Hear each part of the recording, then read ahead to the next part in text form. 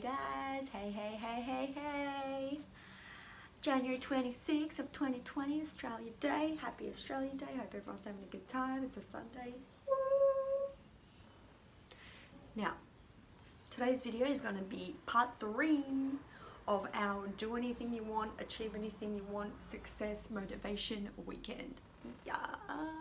Woo-hoo.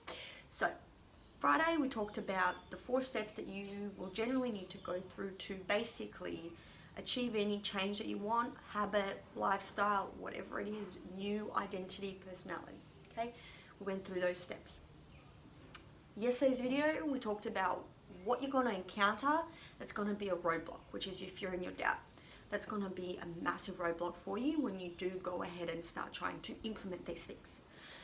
Today's video is going to be all about how to help yourself out before the roadblock happens and basically come up with as much ammunition as possible to nullify or at least minimize the fear and the doubt as much as you possibly can.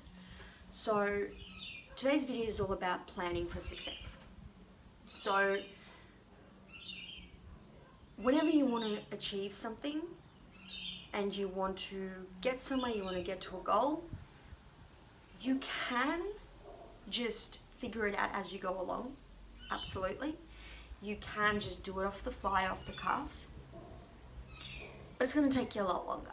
You're probably going to make a lot more mistakes than you need to. It could be a lot more costly for you. And a lot more discouraging than it needs to be. So what do I mean by that? Let's say you want to, in my case, how to do maths. We're going to use this example throughout the whole year because it's something that's really important to me that I need to learn. So let's say I want to do maths. I can just start doing maths and try figure it out, like figure the answer out, right? Or I can go on YouTube and basically go do videos and tutorials and see how it's done. I can then go ask a tutor. I can then go ask a whole bunch of people, you know, how to do maths. I can do all of that kind of stuff. The next part is that you want to make a schedule for yourself. You want to make a schedule after you've done all the research, and you want to make a routine of this thing. So for me, I could be like, all right, sweet. I'm going to go and get a tutor, and I'm going to make a routine where every Saturday morning I do maths with my tutor, and then every night from, let's call it 6:30 to 7:30 for an hour, I do my maths every night. Now that's planning for success, right? I know that when it comes up, when I actually have to start doing the maths and then it starts getting a little bit too hard, I know that all I need to do is do my hour of maths every night and go to my tutor. The rest will get taken care of. Now that's a pretty simple example, but you get the gist. Let's say, for example, I want to change my diet and nutrition. Meal planning isn't just there to make your lives easier in terms of time and efficiency. Yes, it's a lot easier to cook on a Sunday than after work on a Monday or a Tuesday, absolutely. But what you're actually doing is you are forcing yourself to plan out a week in advance what kind of food you're going to have, what calories you're going to have, how many, you know, what that week is going to look like, so that all you need to do is action it. You take the thinking out of it. Once you've taken the thinking out of it, as I mentioned in a few of my other videos, you have less likelihood of rumination and for that fear and doubt to come up. Because what's going to happen if you haven't meal planned on a Sunday and Monday comes or Tuesday, by Tuesday night you're going to be like, I can't really be bothered cooking, and I don't really know what kind of macros I need or calories, how much I need to take in, or I don't really know because I haven't looked up any recipes, I haven't planned for anything. Oh, screw it, too hard. I'm going to get a burger. I'll get a healthy burger. And that's how it starts, because you haven't planned. You haven't sat there and made a plan for a week. You haven't sat there for an hour or two, looked through the internet, how to look at what kind of diet you need to have, what kind of calories you have to have, or the amounts.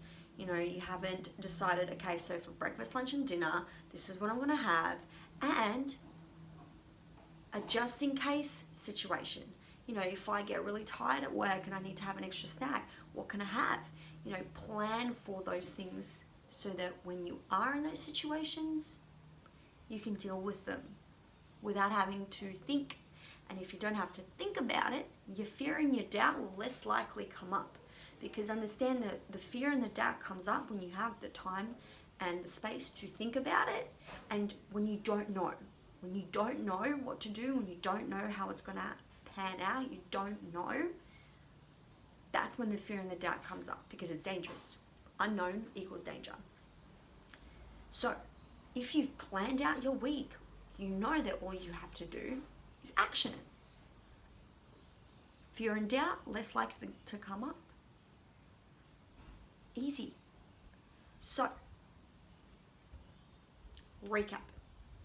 Step 1, believe that you can do anything you want. I'm about to sneeze, guys. Oh, that just went on camera. And it was. Step 1, believe that you can do it. Believe that you can change. Believe you can be whatever way you want to be. Number 2, choose. Make a choice. After all consideration that, you know what? I am going to be a positive person, or I'm going to be a whatever person, or I'm going to be healthy, or I'm going to change my habits. I am going to make my bed in the morning every day. You know, whatever it is. Step 3, this part's important because it's going to set you up for success. Research. Research the skills, research what you need to do to make sure that you can plan far enough ahead to minimize the thinking space. Minimize it so there's less space for fear and doubt to come up. Then, step 4, be stubborn, action it no matter what. That's it. That's it, y'all. The 4 steps on how to achieve anything, be anything. You can do it. You got this, guys. Peace out. I'll see you tomorrow. Enjoy Australia Day. Bye.